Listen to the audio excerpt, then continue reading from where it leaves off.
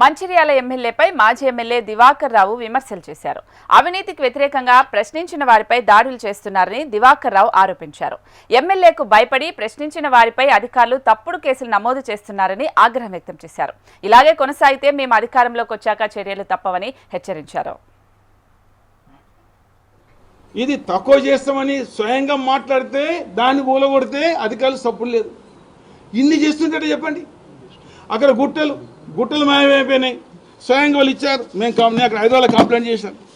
ఇలా పార్టీ అండగా ఉంది. ఇలా డెఫినెట్గా పార్టీ అన్ని సందర్భాల్లో మేము ఇవాళ మా వాళ్ళు ఇంత తప్పుడు కేసు పెడతాంటే మేము మా కష్టమైనా ఇబ్బంది అయినా నష్టమైనా మేము మ్యాక్సిమం దాన్ని ఫాలోఅప్ చేస్తున్నాం. ఇవాళ కాపాడుకుంటాం మేము.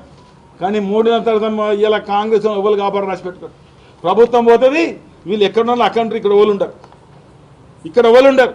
మళ్ళీ ఇక్కడ ఉండేది గులాబీ పార్టీ, గులాబీ జెండనే, మళ్ళీ మేమే తప్ప ఇక్కడ ఎవరు ఉండరు.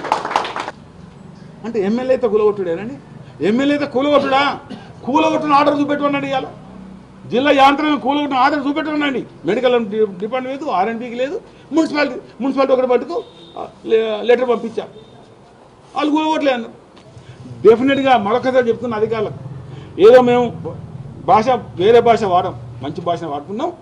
ఎంతటి పెద్ద అధికారి అయినా ఈ పీరియడ్లో జరిగిన అన్ని రికార్డు మా దగ్గర ఉన్నాయి. మొత్తం టోటల్లీ ఇవన్నీ మొత్తం మళ్ళీ ఆనాడు దరఖాస్తు పెట్టిస్తాం. ఈ 2 అధికారులు ఇవాళ గుట్ట మాయమైనా, ఇది గొలగొట్టినా, 2000 టిప్పర్లు అక్కడ ఇసుక తీసినా, ఇవన్నీ అప్పుడు అధికారం మీద చేయరాదా?